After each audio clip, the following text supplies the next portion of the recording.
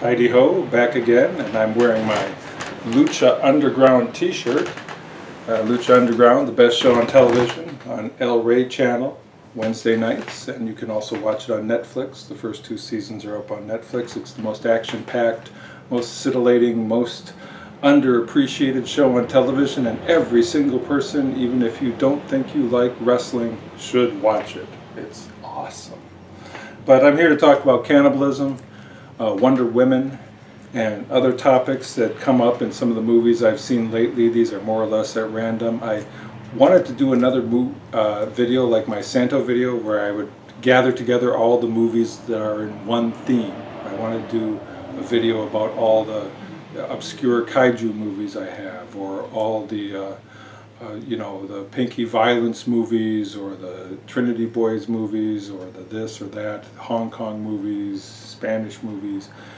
You know, I wanted to do a theme video. Trouble is, I have so many piles of movies that it's going to require like 2 hours of sorting to get them into piles where I could actually deal with everything that has to do with one theme. And most of those themes are going to have to be cut down into multiple videos because, frankly, my Santo collection is one of my smaller collections. So I just have a lot of Asian videos, a lot of Euro horror. So I'm going to hit some things at random here. These are just some things that I happen to have watched recently in the last month or two. And I've picked all things that have packaging so I can show them to you in this case, although a lot of my movies are just on disc. I'm going to start with a nice little movie, a very pleasant and humorous movie called We Are Going to Eat You. We Are Going to Eat You. Am I holding this upright, huh? Like that. This movie, how many of you have heard of Su Hark, the Chinese director who makes movies in Hong Kong? Su Hark made Once Upon a Time in China. He's the guy that made Jet Li into a star. He's made you know, countless movies beyond that. You know, you could name a lot of them. But Su Hark is one of the great Chinese directors. He's made countless great movies, and this is one of his most obscure movies, We Are Going to Eat You, directed by Su Hark in 1980, Hong Kong, 90 minutes, color movie. This is a kung fu comedy. It's very funny. It has great action. You could actually play this movie with the subtitles off and just turn on music and watch it, and you would get most of the plot because it's very physical. A lot of the comedy is kung fu fight comedy. If you're not really familiar with kung fu comedies, you may have seen Jackie Chan do kung fu comedy in films like Drunken Master and a lot of his more lighthearted films. Jackie Chan does a lot of this stuff. This doesn't have Jackie Chan in it. It stars Norman Chu and Eddie Ko. These aren't real familiar names in America, but it's a great movie. I totally recommend it. This movie is about an agent of the Chinese government who discovers a village where everyone in the village is a cannibal and they eat outsiders. It's sort of like the famous sleaze movie 10,000 Maniacs, and recently there's been some movies in this vein released in America, like The Purge, which I didn't see because it looks like a piece of trash. But so this is a movie in the same vein as 10,000 Maniacs or The Purge, except every person in this village is a cannibal.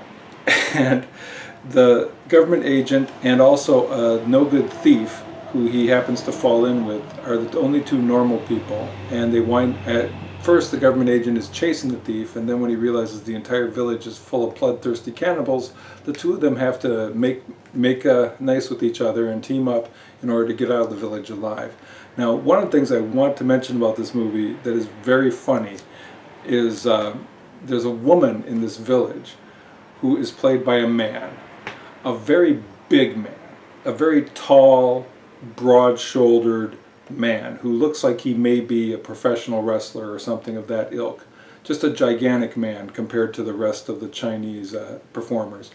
And this Chinese man who plays a woman, he's not supposed to be gay. He is actually supposed to be a woman, but he's dressed completely in women's clothing. He has a woman's hairstyle. He has makeup on, and yet he looks so brawny and so manly that the minute you see him, you practically start giggling.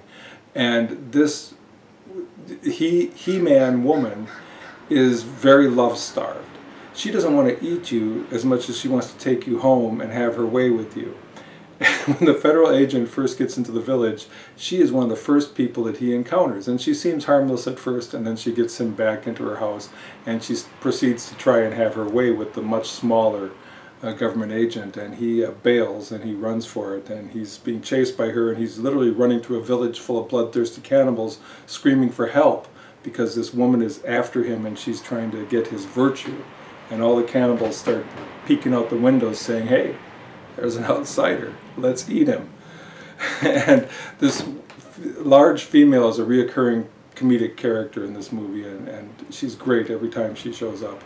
The kung fu is non-stop in this movie, and it's hilarious, most of it. There's a lot of comedy built into it, but there's also a lot of, you know, really impressive fight scenes. There's a butcher shop in the middle of the town where the people wear like a pig-type mask. The people who actually chop up the human beings have big cleavers, and they wear these creepy masks, and they take people to this like butcher compound, it really is, to cut up people with their various human cutting instruments. And the fight scenes in the butcher's compound are great scenes, and it's if you like Tsuhark and you like kung fu movies and you like Jackie Chan style kung fu comedy, then We Are Gonna Eat You. It gets at least a 3-star, if not a 4-star recommendation from me. Moving on to an American International picture, you may have heard of this movie, Wonder Woman. Wonder Women. Wonder Women? Wonder Women. W-O-M-E-N. That's right, the new one is W-O-M-A-N. That's the DC superhero. This is the American International movie that was filmed in the Philippines and stars Nancy Kwan.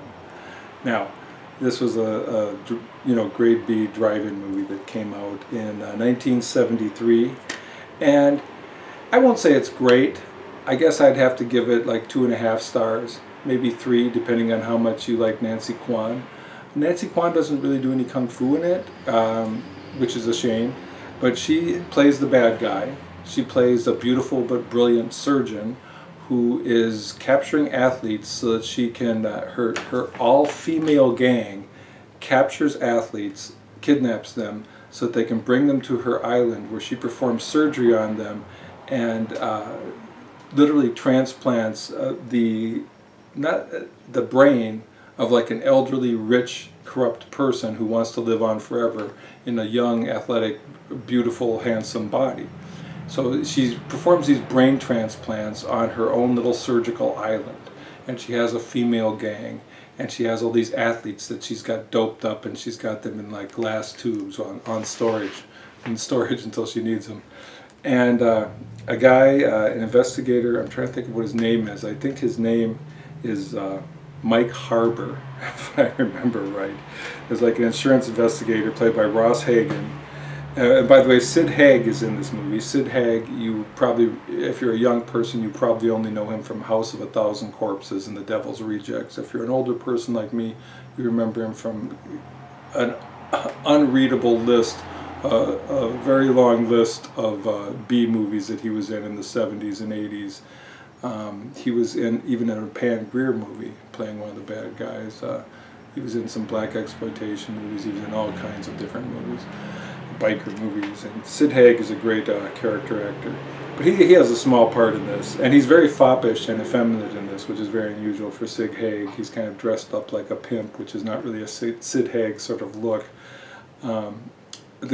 This movie, if you like B movies, I think it's enjoyable. I can't give it higher than 2.5 stars. Most of the action is pretty mediocre, and it's not all that credible, it's not all that compelling, it doesn't really have a sense of humor. But it has great B-movie markers in it. For example, the island, the surgical island that the evil but brilliant surgeon lives on, is guarded. She has like a multinational diversity gang of beautiful women that go out and kidnap, and there's like representatives of all types of women in this gang. But when you get to the island itself, because the movie was filmed in the Philippines, there's a much larger female gang that guards the island, and there's probably about 30 young female beautiful extras that are cast in the Philippines to be the rest of her gang. they brought over like few core members of the gang with them from America or wherever they picked them up. But so the island is guarded by all these gorgeous Filipino women wearing mini skirts, carrying around submachine guns, and they're all just like, you know, pacing in their little guard paths that they're supposed to be pacing on. And whenever I watch something like this, I always think, if I ever win the lottery, I am absolutely going to have an island guarded by an army of Filipino girls in miniskirts carrying submachine guns. This is, it might be unrealistic, but this is just a goal of mine. That just looks like a hell of a great lifestyle to me. So I've always been a sucker for mobs of miniskirt girls ready to perform violence at any second. So that totally appealed to me. But I can't rate it any higher than maybe 2.5 stars, maybe 3 stars if you really like B movies. But it's pretty dopey, but I enjoyed it. Here's a science fiction movie from 1964. I don't know if you've seen this one. It's kind of obscure. It's called The Human Duplicators. It was a US-Italian co-production, and it's from 1964. It's in color, and the interesting thing about this movie is it's a movie about making an alien that comes down to Earth, and the invasion plan is that they will take key people and duplicate them and then kill the original, and the duplicates do whatever the aliens tell them to do. I would say, again, this is probably another 2.5 movies. That first Sue Hark movie, I give that a 4 star, by the way.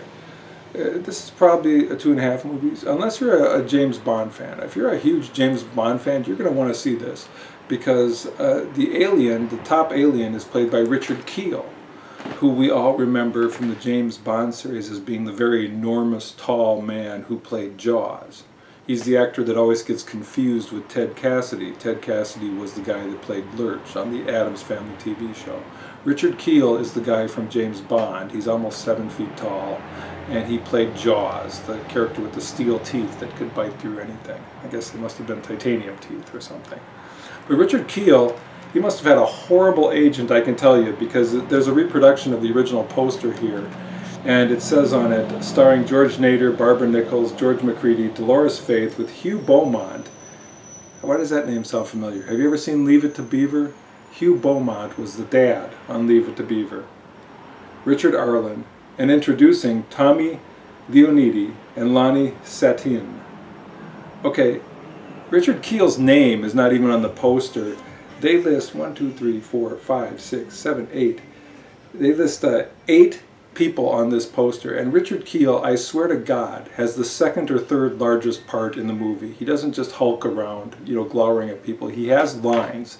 He's the key figure in the alien conspiracy. He has lines.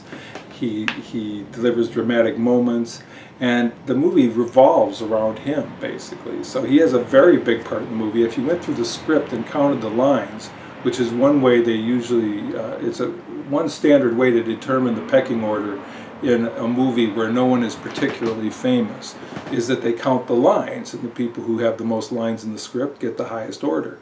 Well, if you counted the lines, Richard Kiel would have to be number 2 or 3 or 4. He couldn't have possibly be any lower than 4 in this list of actors, and yet the poster lists 8 actors and does not even list him, which is kind of inexplicable. But Richard Kiel, very new to movies in 1964, and it would be a good probably 10, 12 years before that any of his James Bond movies would come out. So I don't know what he did in between. But he's pretty great in this movie, actually. I really like his performance a lot in this movie. So I might, just because of Richard Kiel, I think I might have to bump this up to 3 stars. The Human Duplicators. I don't know if you can see that poster. It's a cool poster. I guess I am going to give this 3 stars after all. Unholy Rollers. Unholy Rollers. What more could you want from life than to have a nice roller derby movie in color from 1972? Roller derby movie, a drive-in movie about roller derby. Now, this has a particular connection to my home state of Minnesota because Claudia Jennings was a beautiful young blonde actress who had started out posing nude in Playboy, And then she made several, movies, R-rated movies, to take advantage of the fact that she was gorgeous. And she was, pretty good, and she was on her way towards an acting career, apparently. And very tragically, she died in a car accident. And this story was told to me by the movie dealer, a friend of mine named Video Bob, who is, I absolutely believe it's a true story. I haven't checked it out, but Video Bob, believe me, he knows everything about obscure movies. If it is a fact to be known, Video Bob knows it. He knows a lot more about movies than I do, and I've learned a lot from him. So if he tells me that Claudia Jennings died in a car accident, I believe him. Anyways, about this movie, is it good? This movie is enjoyable. It's got some nude shots in it, but it's not really a hardcore nudie movie. It's got, they play with sex appeal a little bit in this movie. It's got a sense of humor, but it's not a comedy. It's basically a pretty straight up dramatic movie about roller derby. It's very similar in tone to the Raquel Welch movie Kansas City Bomber, which I believe came after this. So this movie may have even inspired the movie Kansas City Bomber, for all I know. But, it's a story of a misfit girl that can't help, telling people to F off, and is angry at the world. She has a lot of repressed anger issues. And you come to realize why in a brief scene where they show her visiting her mom. You realize that she was raised in a completely dysfunctional family, but she lives with this couple, her best girlfriend and her girlfriend's boyfriend, who are basically sponging off her, and then she loses her job in the beginning. And she goes through some machinations, but winds up trying out for a roller derby team and gets hired. And because she has all these anger issues, she fights a lot. And fighting gets ratings in roller derby, and she quickly starts to rise through the ranks because she's beautiful and she's angry and she likes to fight, and she rises through the ranks and becomes one of the team's stars, which sets up a conflict with the girl who previously was the star of the ladies' side of roller derby. Roller derby teams typically had men and women, and the men would take the track against the other men in the other team, and then the women would take the track against the women. So it was segregated, but it was, what's the word? There's a word for that. But it had men and women on the same team, but they didn't really skate against each other. And so this movie strikes a really nice balance between being completely kayfabe and saying that the whole thing is completely real, and letting you in on just enough of the backstage secrets so that you can buy into the fact that you're being given the straight scoop on things. So in the beginning of this movie, when she's first hired, they show a little behind the scenes thing where they're giving a talking to the new roller derby hires, and they're explaining the facts of life to them, and they say that they tell them that it's all about showmanship. It's all about making a name for yourself and standing out from the crowd. And they take a blackboard that has a drawing of the rink on it, and they say fighting gets ratings, and you're going to want to fight. But if you're going to fight, you have to fight in one of the fight zones, because if you're fighting outside the fight zone, the camera doesn't pick it up and you're wasting your time. So, and they mark it off, here's fight zone number 1, fight zone number 2, fight zone number 3, and then the center of the rink where all the people are sitting on their chairs is fight zone number 4. So you can't be on the curve on the opposite side of the track. You can't be coming down the straightaway, half to the halfway mark from the other side of the track, because there aren't cameras to pick up the fights there. So they clue you into things like that right away in the beginning, to give you the feeling of reality, and they clue you into the fact that multiple roller derby teams are all owned by the same guy, who sort of semi-fixes the matches and arranges them so that they will get good ratings. And there's some funny stuff about the guy that owns the roller derby teams, because his brother-in-law is his assistant, and his brother-in-law's main job is to sit there and listen to this guy's bullshit. And the guy's up there in the booth and he's like, "That's what I like, showmanship. It's all about showmanship. Are you listening to me?" And the other guy has to be like, "Yes, Dad, I'm listening," It's his son-in-law, not his brother-in-law. And so he has to put up with it. And there's a nice sense of humor to the film. And because they take you a little behind the scenes in the early part, then they set up the whole idea that the feud between the rising star and the old established star is a for real feud, and they get you to buy into the fact that this is a for real feud and these women actually do hate each other. And also, another thing I like about this movie is, like a lot of B movies from that era, you know, the early 70s were kind of a downbeat era, what with Watergate and Vietnam and everything, and there are a lot of movies from the first half of the 70s that are very downbeat, you know, movies like Bonnie and Clyde, and movies that have, you know, very downbeat endings. I mean, Butch Cassidy and the Sundance Kid, right? I'm not going to spoil these movies if you haven't seen them, but these movies with some very downbeat endings. And this movie, it takes a very slice-of-life, realistic tone to roller derby. So you never know how it's going to end. And the ending is downbeat. I won't tell you what happens, but it's not a happy ending. It's a pretty realistic ending, you know, where this girl has screwed up everything, and she basically screws up once again, and she screws up one time too many. So I won't tell you what happens, but it's a slice-of-life realism approach to roller derby, but at the same time, they get you to buy into the idea that these feuds you see in the rink are real feuds. And I got to mention, there's some very funny stuff with the color commentators, because the color commentators will just make up things. The play-by-play guy and the color commentator, it's like the boss is up in the rafters with the son-in-law, and the announcers are in the booth, and he'll send down a note that says, this girl's suspended for doing something, and the guy in the booth gets the note, and he says, I've just received a telegram from the Rules Commission of the Roller Derby, you know, Federation, and they say that they are suspending this player for 3 games or whatever.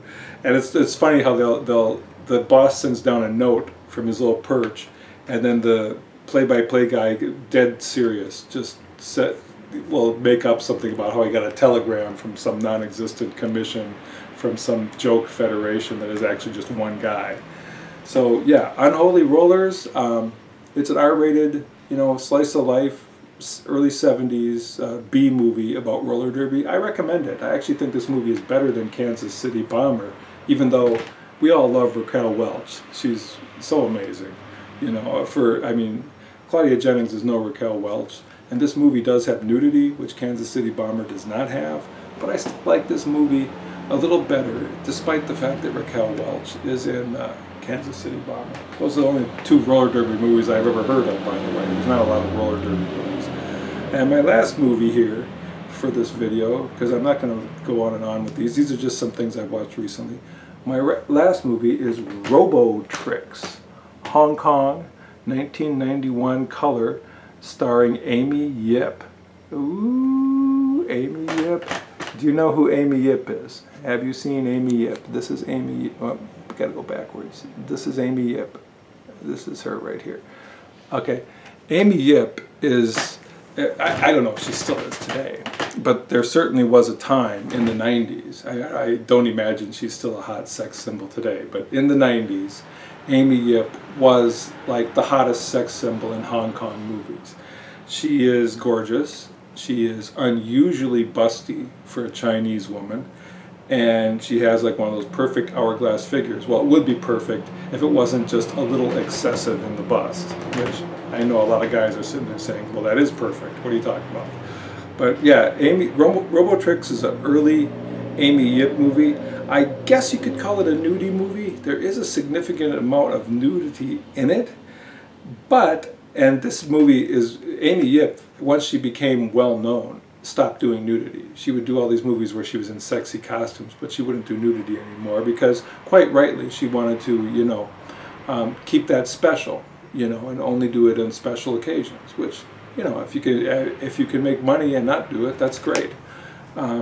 Amy Yip is not a brilliant actress, but she's certainly sufficient to the parts that she's taken, and I think she's usually good in the things that she's in. But this is well known among collectors of Hong Kong films as being the film to get if you want to see Amy Yip get naked. And that's not why I got it. Well, it's not the only reason I got it. You know, I have a lot of Hong Kong films where nobody gets naked, let's put it that way. I have a huge collection of Shaw Brothers films from the mainland, and I have a huge collection of Hong Kong films and Japanese films, and they're not all about people getting naked. In this case, though, I have to admit, when Video Bob said to me, that's the film where Amy Yip gets so naked, I was like, I'll take it. It didn't take a lot of convincing. I've seen her in other things, and I think she's very good and very hot. But this film is not just a nudie film. I mean, it has sort of a science fiction Terminator plot. Let me read a little bit of what Bob wrote on the back, because this is one of Bob's movies that he has written the back, his own custom packaging on. A crazy scientist wants to put human thoughts into the robots that he has invented. It seems like a great idea, especially considering that some of them are sexy females. His plan runs very bad when some big-time criminals get wind of what's going on and plan to take over. Hong Kong's sex queen Amy Yip portrays one of the humanoids in this exciting mixture of sex, intrigue, and science fiction. An unusual film with nice special effects and some explicit nudity. The film Robotrix is rated Category 3, which is the Hong Kong version of X, but this is absolutely not a hardcore pornographic film. This is absolutely a film that has a real plot, a real story. I mean, it's a goofy science fiction story that's sort of half-baked, you know, nudie version of Terminator. But it is a story. It has a real story. It has action scenes. It doesn't just have nude scenes. It has drama scenes. You know, it could use a little comedy, but it's a fun B picture. It's a semi-nudie picture, I guess.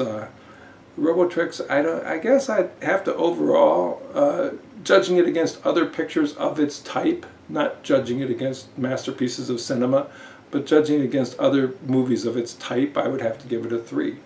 I think it's pretty good. What did I give the roller derby movie? I'm giving the roller derby movie, I'm going to give this a 4.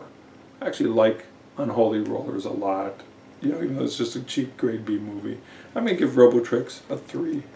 So, just to review, we are going to Eat You, Suhark, film, Cannibals, 4, solid 4.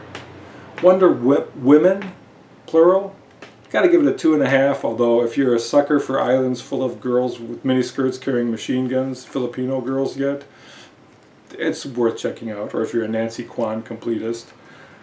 Human Duplicators, 2.5, I guess. I'd give it a 2.5. If you like Richard Kiel, it's a 3. Okay, if you want to see Richard Kiel in a black and white sci-fi film, it's a 3. Oh wait, that's a color film, sorry. Unholy Rollers, I'm going to give that a 4 for the fuck of it.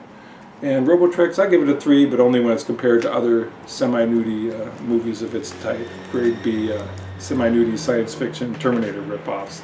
Not a huge category, but there should be more films in that category. Shouldn't there? Really? Shouldn't we all lobby for more films in that category? Anyways, I'm going to try to sort out those movies, and I'm going to try to do some films where I talk about all films in one category. But in the meantime, I just thought I'd fill in with a little video here about what I've been watching lately. So I hope you enjoyed it, and I hope you watch some more of my videos. I'm going to be posting a bunch more stuff about movies and comics. Okay, so that's all for today, friends.